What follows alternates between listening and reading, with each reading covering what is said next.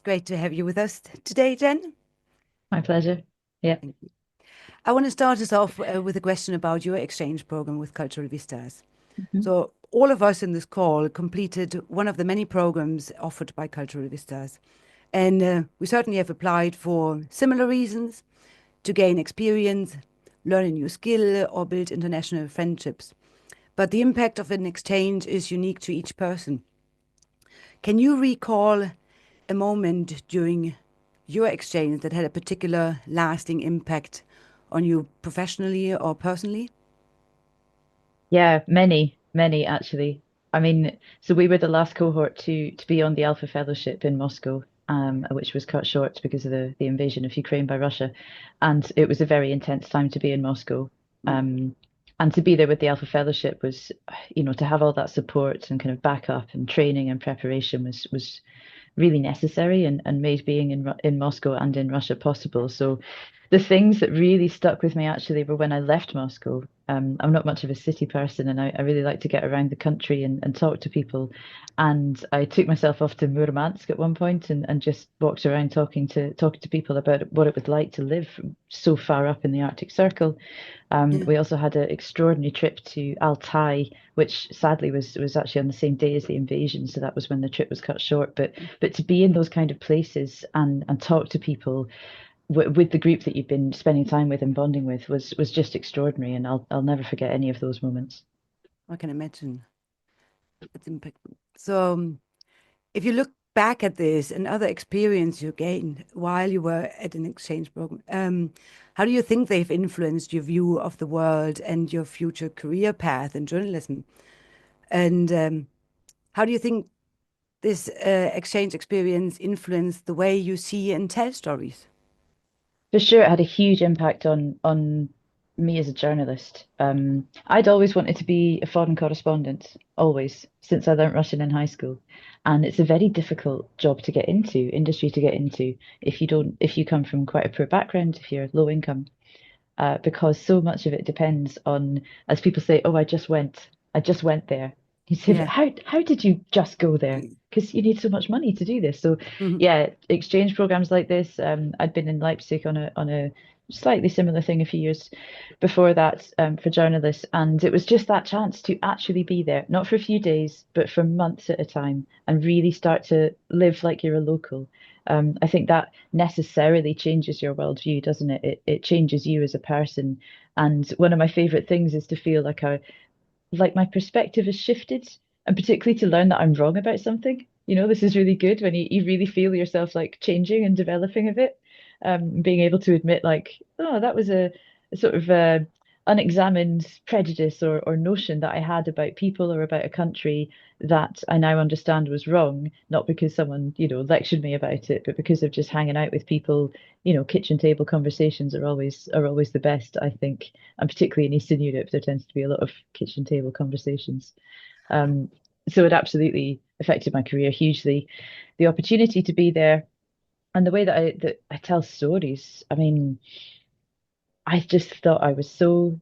We did go at a difficult time, and there's lots you could say about that, but I was so lucky to be in the middle of, and I might sound very, very cliched here, but in the middle of history.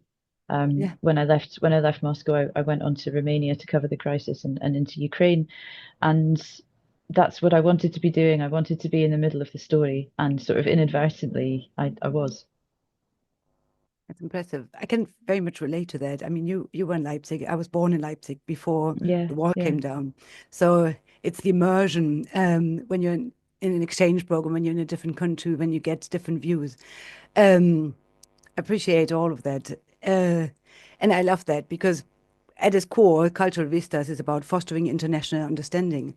So you had the experiences across different countries. How important do you think cultural exchange is in breaking down stereotypes and deepening public awareness of global events? When you kind of mentioned that. Yeah, I think it's hugely important. Of course, we can never really know, can we, until we're immersed. I think you used the word immersion. Mm. Immersion's so important. Um, and in making friends, you know. Like when I think about the various programs that I've done, over the last 15 years, and the friends that I've made on that from different parts of the world, we're still in touch. We still, some of us are now all journalists, so we can sort of support each other and sometimes work together, which is a total joy.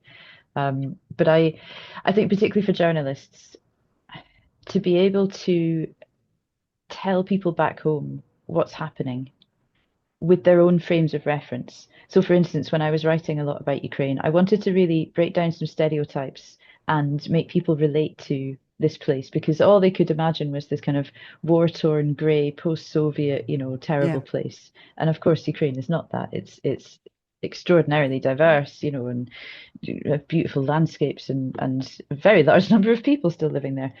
And so I could, because I was telling stories directly to a Scottish audience, I could use sort of things that they might relate to, like the shale bings that you get in West Lothian around here, the results of mining. You get the very same thing in Donbass. Hmm. And so for us to be able to tell people back home, and that makes a connection between them and that place. And instead of just like, oh, it's far away and nothing to do with us, suddenly they're No, connected, and we're that bridge.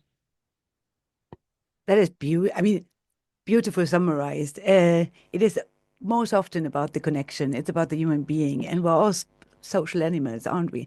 Um, so I really like that. So you've built an incredible career telling some of the world's most important stories now. Um, and in your work as a journalist, just going back a little bit to the journalist topic, um, are there any universal themes you found when interacting with people across cultures? I think people are the same everywhere. I mean, It's there's true. always cultural differences, right? And the more that you have had the chance to learn about the country and the background and the history, obviously, the more you can understand that and get the context for what's going on around you. Um, but I think, yeah, even in wartime, maybe especially in wartime, people are the same. They're trying to find some normality. They're trying to find some love and usually trying to inject some humor into everyday life because that's what humans do. And these seem to be the universal things that I've found. For me, it's been trying to listen without judgment, and that tends to bring out the best in people. Beautiful. What is your biggest takeaway from your journey, particularly there In Russia or in Ukraine or both. in Ukraine, or both? Yeah. Mm, biggest takeaway, gosh. Um, oh, well, look, I didn't know if I could do all this, I suppose, when I set off to do it. And it turns out that I could. And I think I've learned a lot about trusting your gut and taking advice and asking for help, but not perhaps now I don't ask for other people's permission as much as I used to. And so I've learned to be a bit more self-reliant. Because when you have this like burning feeling that there's this thing that you should be doing in your life and that you'd be really good at, even if it sounds like completely mad to a lot of people who want you to have a sort of solid career and a job and stay in one place and all that. And you're like, no, I want to go rambling around and That's my yeah. objective. And I was right, I was right. So that's a big takeaway. But also, I mean, look, the main thing that sticks with me from Ukraine and to an extent in Russia as well is the sheer amount of goodwill and I will say and love, right? That was kind of heaped on me. So because I was a freelancer traveling around Ukraine in particular with, I mean, yeah, no backup and just my little rucksack and well, it was huge.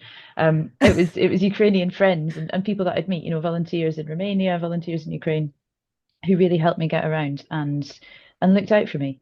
And people that I'd only just met, and that I was interviewing them. They're living in a metro bomb shelter, these old ladies, and here I am interviewing them, and they're saying, "Oh no, we're fine, it's not so bad." But then they turn around and say, "But how are you, dear?" And you're like, It's, wait, what? it's Yeah. yeah, they say, isn't your flak jacket too heavy? And doesn't your granny worry about you? And we'd all be speaking Russian together, because well, it's a complex situation of language politics in Ukraine. But if I'm Yes. speaking to an older generation in the East, I'd by and large be speaking Russian. Um, and just having that kind of instant, it was almost about solidarity. It was about this connection between us. We might have come there from different reasons and different routes, but here we all are together. There was a lot of that kind of feeling that really kept me going, and I value that now hugely.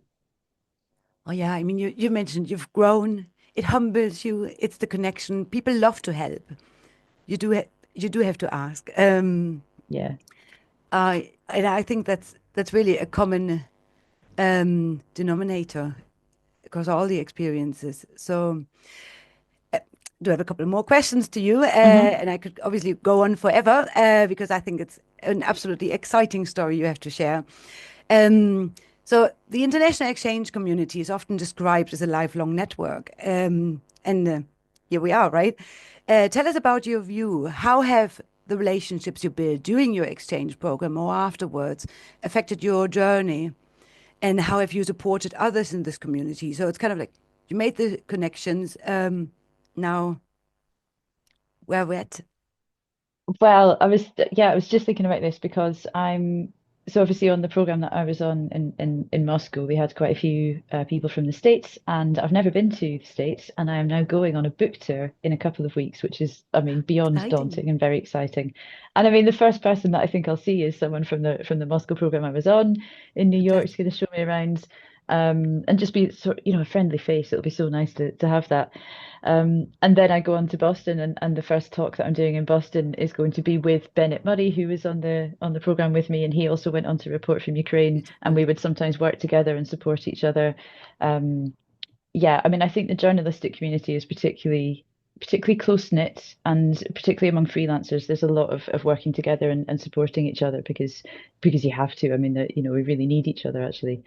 But yeah, certainly within that cohort, it's a very intense experience, isn't it? To Hmm. be plunged into a foreign country with a group of you, and especially, I mean, we were going to language school in Moscow every day, so we're spending a lot of time together, and you get really close in those circumstances, and I'm so thrilled to see them. I really can't wait.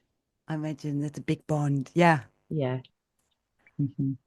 Um, so there's an extra bonus question because obviously we're talking to a big audience today.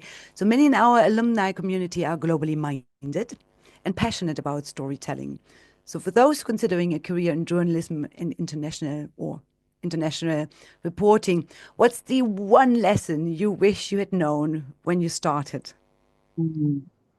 I'm asked this a lot, and I seem to change my my answer regularly. I mean, I get asked by a lot of students how to get into foreign reporting, and I wouldn't lie, like it's really tough. It is a Mm, tough industry to get into.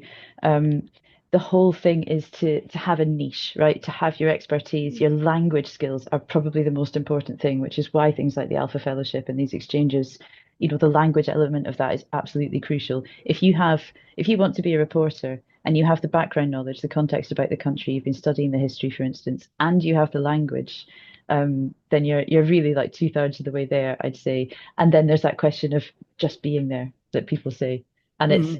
it shouldn't be said in this kind of blow off way because just being there is very, very difficult and costs a lot of money.